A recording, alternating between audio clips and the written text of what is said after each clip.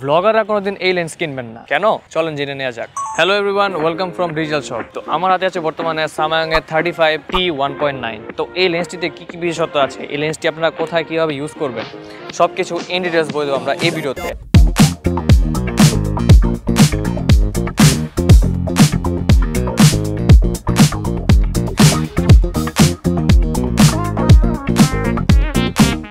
Samsung 35T1.9 FE lens.